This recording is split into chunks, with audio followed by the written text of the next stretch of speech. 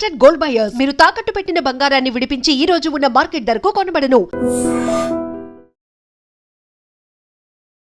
I dream చూస్తున్న ప్రేక్షకులందరికీ నమస్కారం. ఈరోజు మనతో పాటు ప్రముఖ వాస్తు జ్యోతిష్య పండితులు, ప్రముఖ ఆధ్యాత్మికవేత్త నానాజీ పట్నాయక్ గారు మనతో పాటు ఉన్నారు. గురుగారితో మాట్లాడదాం. నమస్కారం గురుగారు. శ్రీమాత్రే నమః. అలాగే గురుగారు, నవగ్రహాలని మనం ఏ విధంగా దర్శించుకోవాలి పూర్తిగా చెప్పండి. ఇప్పుడు నవగ్రహాల విషయంలో కొన్ని రూమర్స్ ఉన్నాయి. అంటే అట్లాగా నవగ్రహాల దగ్గరికి వెళ్ళినప్పుడు వాటిని ముట్టుకోకూడదు.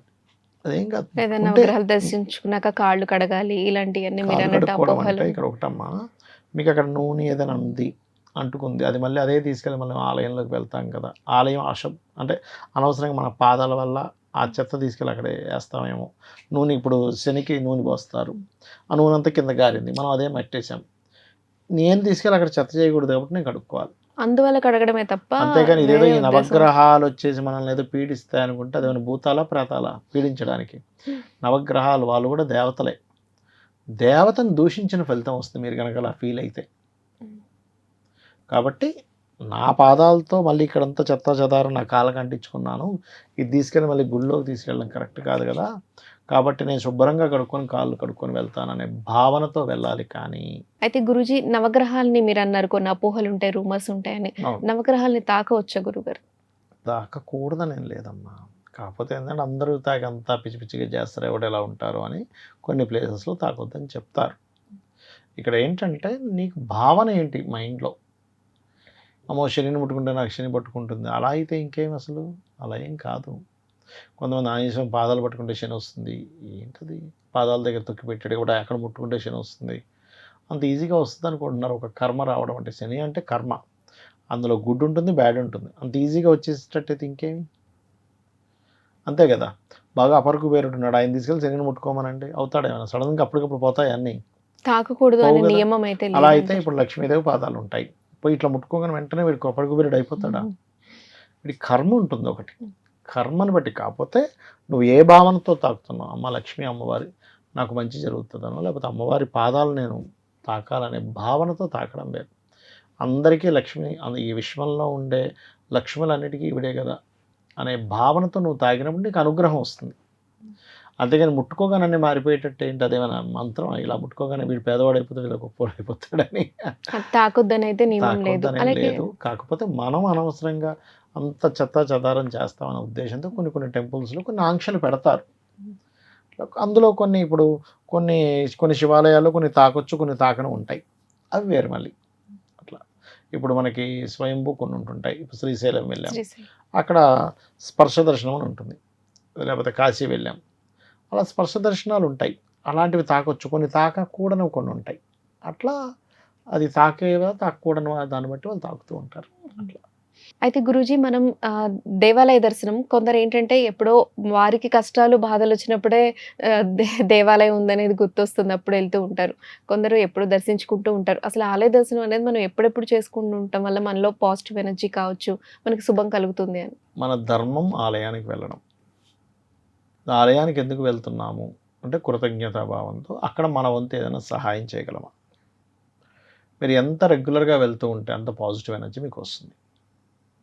జిమ్కి రోజు వెళ్తే మంచిదా, వారానికి ఒకసారి వెళ్తే మంచిదా అంటే రోజు వెళ్తే ఫిట్నెస్ ఉంటుంది.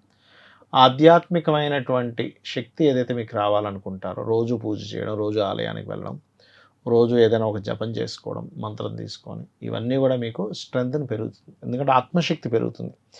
ఆలయానికి వెళ్ళడం వల్ల ఆత్మశక్తి పెరుగుతుంది. జిమ్కి వెళ్ళడం వల్ల ఎలాగైతే శారీరకమైన శక్తి పెరుగుతుందో ఆత్మశక్తి పెరుగుతుంది. ఆత్మస్థైర్యం వస్తుంది దానివల్ల మీకు ఎటువంటి నెగటివ్ ఎనర్జీ మీ చుట్టూ రాదు.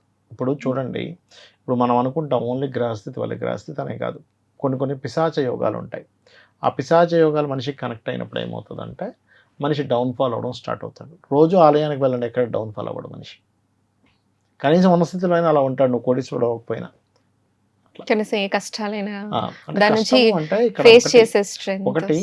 ఎగ్జాక్ట్లీ మీరు అన్నట్టుగా ఫేస్ చేసే స్ట్రెంత్ వస్తుంది. కష్టం రాకపోవడం కాదు, కష్టాన్ని తట్టుకునే శక్తి వస్తుంది. అలాగే ప్రదక్షిణాల గురించి కొంతమంది 3 ప్రదక్షిణాలు చేస్తే మంచిది అంటారు, కొంతమంది 9 ప్రదక్షిణాలు అంటుంటారు. దీని గురించి పూర్తిగా వివరించండి. కరెక్ట్ అయితే 3 సరిపోతాయమ్మా. మొక్కున్నప్పుడు ఇప్పుడు చిలుకూరి బాలాజీ 41 ప్రదక్షిణాలు చేస్తారు, అది మొక్కు వేరు. మొక్కును బట్టి ఇన్ని ప్రదక్షిణాలు చేయడం, కొంతమంది 108 ప్రదక్షిణాలు చేస్తారు. నాకు తెలిసి ఒక టెంపుల్లో ఒక బాగా ఏజ్డ్ పర్సన్, ఇప్పుడు లేదు ఆవిడ, ఒక 80-90 ఏళ్ళు ఉండేది, అప్పుడు రోజు 108 ప్రదక్షిణాలు చేసేది. అంటే అదొక ఆనందం. ఇక్కడ ఏంటంటే నువ్వేం చేసినా ఆనందంగా చేయి, హ్యాపీగా చెయ్యి. అంతేగాని ఏదో ఇప్పుడు చేయాలి, ఇప్పుడు అనేసుకున్నాను బాబోయ్ ఏంటిది ఎప్పుడవుతాయి అలా చేయకు. ఎందుకంటే నువ్వు మనసులో అనుకునే ప్రతిదీ కూడా భగవంతుడికి తెలుస్తుంది. అలా చేస్తే నీ రిజల్ట్ అలాగే వస్తుంది అంట. నేను ఒక విషయం అనుకొని మనం వెళ్ళాము, ఏదో కష్టంగా వెళ్ళాము, నీకు వచ్చే రిజల్ట్ కూడా కష్టంగానే వస్తుంది. నువ్వు ఇష్టంగా వెళ్ళావు, ఇష్టంగానే వస్తుంది రిజల్ట్ కూడా. అలాగే దేవుని గుడికి వెళ్ళి వచ్చేటప్పుడు ఎక్కడికి వెళ్ళకూడదు, ఇంటికే రావాలి అంటూ ఉంటారు. ఇది దీనిలో ఎంతవరకు ఉంటారంటే ఏం లేదు, ఆ ఎనర్జీ డైరెక్ట్గా ఇంటికి వస్తుందని. అంతేగాని ఎక్కడికి ఏం పోదు, అదేమి అంత ఈజీగా అయితే ఇటంగా ఇటు వెళ్ళిపోవడం లాంటివి ఏం జరగవు. అయితే గుడి ముందు చాలా మంది బిచ్చగాళ్ళు ఉంటుంటారు గురువు. కొంతమంది ఏంటంటే ఇప్పుడు కాలంలో వారు అంటే నిజంగా వారి పరిస్థితి బాగాలేక బిచ్చగాళ్ళు అవ్వడం వేరు, లేదంటే అందరికి కొంతమంది వేస్తూ ఉంటారు. దీని గురించి గుడి ముందు వేసే దాని గురించి పూర్తిగా వివరించండి. ఇప్పుడు బిచ్చగాడికి నువ్వు డబ్బులు వేయడం అనేది వంటిది కూడా ఇక్కడ 2 రకాలుగా కొంతమంది ఏం చేస్తారంటే, బెగ్గర్స్ వేయనండి, ఎవరికైనా కావాలంటే వాళ్ళు బాగుపడడానికి వాళ్ళకి ఏదైనా హెల్ప్ చేస్తా, సపోర్ట్ చేస్తా అంటారు. అది మంచి పద్ధతి. ఎందుకంటే బెగ్గర్స్ వేయడం వల్ల అనవసరంగా పెరిగిపోతున్నారు, అదొక బిజినెస్లో తయారైపోయింది అనేటువంటి భావంతో కొంతమంది ఉంటారు. కొంతమందికి పాపం వాళ్ళ స్థితి అలా అయిపోద్ది, బెగ్గింగ్ చేసుకుంటే కానీ వాళ్ళు బతకలేని స్థితిలో ఉంటారు. అలాంటి వాళ్ళు కొంతమంది ఉంటారు. అయితే ఇక్కడ ఏంటంటే మనం చూడగానే వెంటనే దాన్ని డిసైడ్ చేయలేము. గుడికి వెళ్ళొచ్చి ఖచ్చితంగా వాళ్ళు వెయ్యాలా అని చెప్పి వెయ్యాలని రూల్ ఏం లేదు. గుడికి వెళ్ళినప్పుడు వాళ్ళకి ఖచ్చితంగా వెయ్యాలని రూల్ లేదు. మీరు ఎలా ఫీల్ అవుతున్నారు, మీరు మంచి పని చేయడం ముఖ్యం అక్కడ.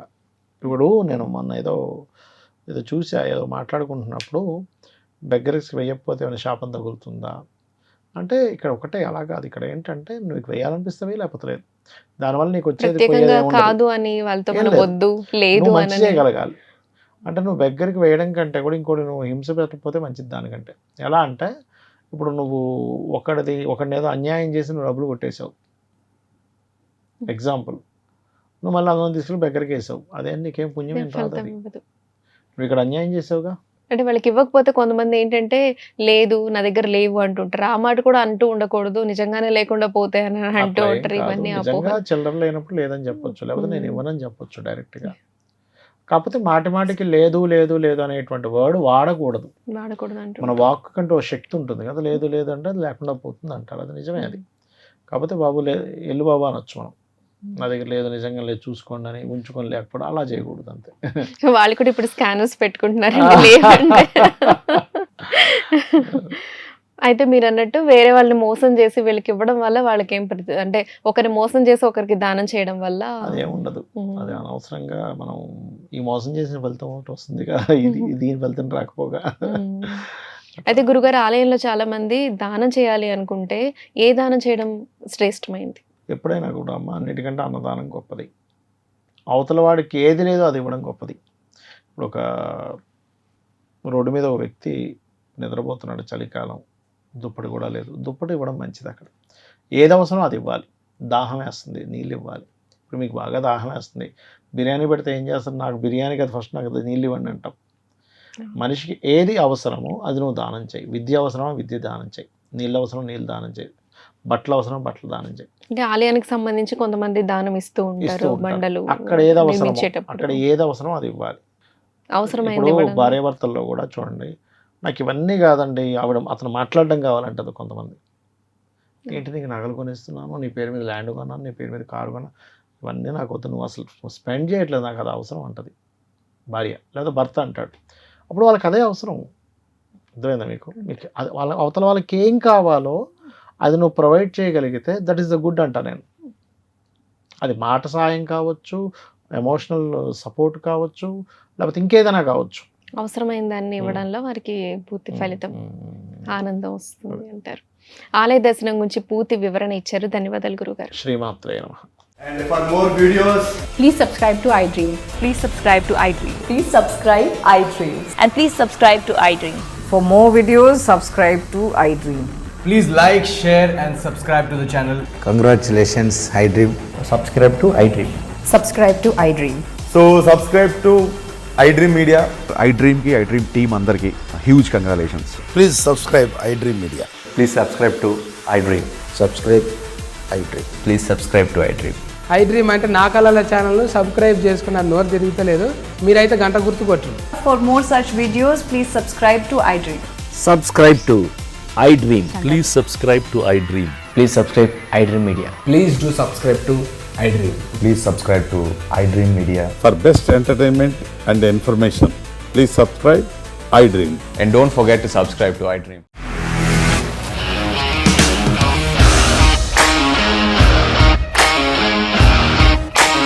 ఇండస్ట్రీలో కమిట్మెంట్ ఇష్యూస్ వస్తే నీకు కూడా వచ్చినట్టు. మార్నింగ్ తీసుకెళ్ళాలంటే కొట్టి పడేస్తారు.